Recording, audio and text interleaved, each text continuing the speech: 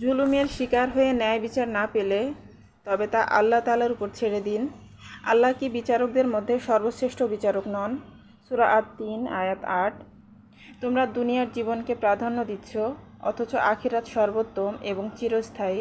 সূরা আলা আয়াত ১৬ এবং ১৭। আসসালামু আলাইকুম আমার প্রিয় আপু ভাইয়ারা, নতুন আরেকটি ভিডিও নিয়ে আপনাদের মাঝে চলে এলাম। আশা করছি আল্লাহ তাআলার অশেষ মেহেরবানি এবং দয়ায় আপনারা সবাই ভালো আছেন। আমরাও আলহামদুলিল্লাহ আল্লাহ তাআলার অশেষ মেহেরবানিতে অনেক ভালো আছি। তো এখানে এই যে আজকে সকাল থেকে ভিডিওটা শুরু করেছি, আর এই ভিডিওটা বেশ কয়েকদিন আগের, এই আন্দোলনের আগে করা ছিল আমার এই ভিডিওটা। তো সেই ভিডিওটা আজকে আমি শেয়ার করতেছি। তো আমার ভাসুরকে আজকে দেখতে যাব, উনি হসপিটালে ভর্তি আছেন। রাজধানীর বসুন্ধরার যে অ্যাপোলো হসপিটাল, তো সেখানে আমার ভাসুর ভর্তি আছেন। তো সেখানে আমরা এখন চলে যাব। তো আমরা চলে গিয়েছিলাম, আমি, আমার হাজব্যান্ড আর আমার ছেলে। তো আমরা তিনজন মিলে আমার ভাসুরকে দেখতে গিয়েছিলাম। তো আমার ভাসুরকে দেখে তারপরে অনেকটা সময় ওনাদের ওখানে কাটিয়ে তারপরে এখন এই যে আমরা বাসায় চলে যাইতেছি। তো আমার হাজব্যান্ডও হসপিটালে রয়ে গিয়েছেন, ওনার ভাইয়ের সাথে আর কি থাকবেন সারাদিন। তো আর আমি আর আমার ছেলে এখন বাসায় চলে যাইতেছি মেট্রো রেল দিয়ে। তো মেট্রো রেল স্টেশনে আমরা এখন অপেক্ষা করতেছি রেলের জন্য। তো এই তো আমরা এখন বাসায় চলে এসেছি, আর আমরা আসার পথে আমার বাচ্চাদের জন্য কিছু নাস্তা নিয়ে এসেছি, যেহেতু আমার দুই মেয়ে বাসায় ছিল।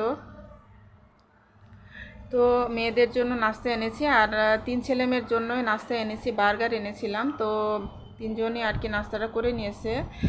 আর আমার নিজের জন্য একটা আমি বিফ চাপ এনেছি, তো সেই বিফ চাপটা আমি এখন খেয়ে নিতেছি।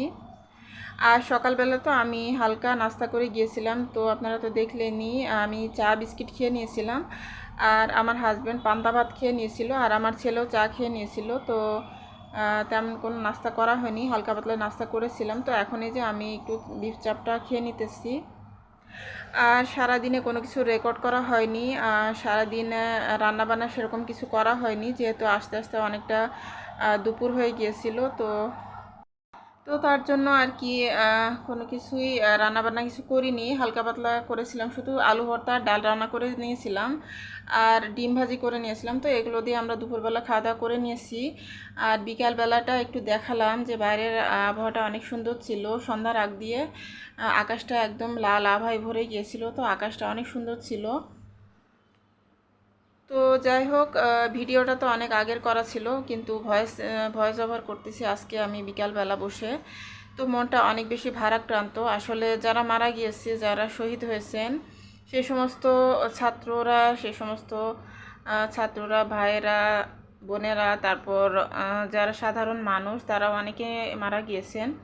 তো সবার জন্য অনেক বেশি খারাপ লাগে, অনেক বেশি কষ্ট হয়। তারা তো নিরপরাধ ছিল, তাদের তো কোনো দোষ ছিল না, বিনা দোষে আজকে তাদের জীবন দিতে হলো। তো এই সমস্ত কথাগুলো যখন চিন্তা করি তখন মনের ভিতরে অনেক বেশি কষ্ট লাগে, আর চোখ থেকে পানি চলে আসে। যখনই নামাজে দাঁড়াই তখনই এগুলো মনে আসে, আর চোখ থেকে পানি চলে আসে। সবসময় দোয়া করি সেই প্রিয় ভাইদের জন্য, প্রিয় মানুষগুলোর জন্য যারা চলে গিয়েছেন দুনিয়া থেকে। আল্লাহ তাআলা তাদের সবাইকে জান্নাতুল ফিরদাউস নসিব করুন, আমিন। তো এখানে যে আমি সন্ধ্যার পরে একটু নাস্তা রেডি করে নিতেছি বাচ্চাদের জন্য, পিঠা তৈরি করে নিতেছি। তো এই পিঠাগুলো আমি আবারও তৈরি করতেছি, কারণ আমার বাচ্চারা আর আমার হাজব্যান্ড এই পিঠাটা অনেক বেশি পছন্দ করেছেন। তো এই পিঠা আমি চাউলের গুঁড়া, তারপরে ময়দা আর দুধ আর চিনি, তো এইগুলো দিয়ে আমি তৈরি করেছি। তো বেশ মোটামুটি ফুলকো হয়েছে, আর পিঠাগুলো অনেক সফট হয়েছিল, আর খেতেও অনেক মজা হয়েছিল। তো আমার ছোটো মেয়ে তো বলছিল যে পরদিন সকালবেলাও আবার বানিয়ে দিতে।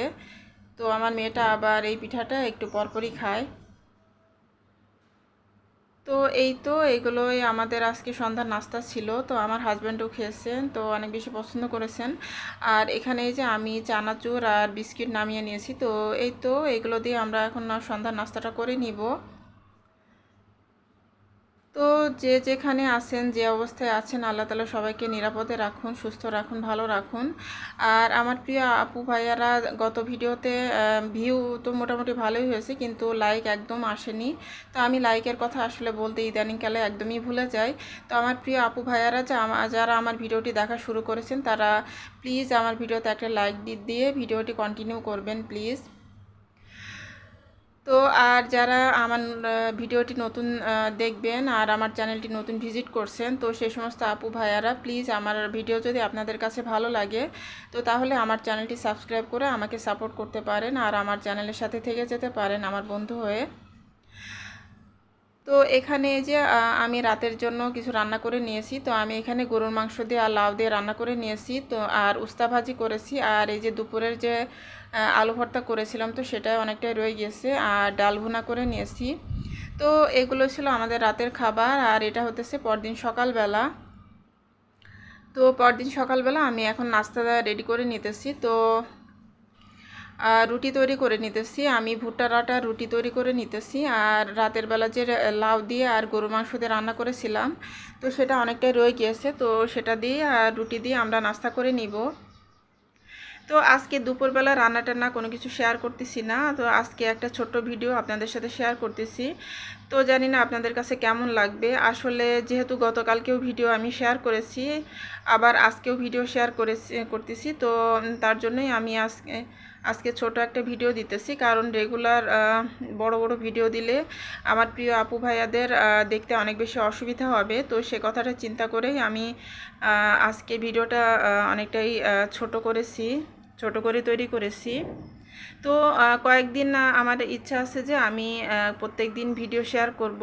আর তারপরে আবার আস্তে আস্তে কিছুদিন পরে আগের মতো একদিন পর পরই ভিডিও দিব। তো এই তো আমরা নাস্তা করে নিয়ে তারপরে এই যে আমি এখন আমার হাজব্যান্ডের জন্য কফি তৈরি করে দিলাম। তো উনি কফিটা খাচ্ছেন। আর এখান থেকে এই যে আমি রূপালি আমও কেটে নিয়েছি, তো রূপালি আমটাও দিয়ে দিলাম।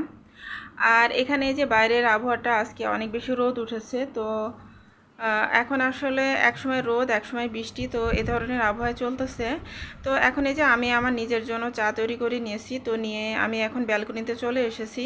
আর ব্যালকনিতে আমার গাছপালার মধ্যে দাঁড়িয়ে দাঁড়িয়ে আমি চাটা খেয়ে নিতেছি।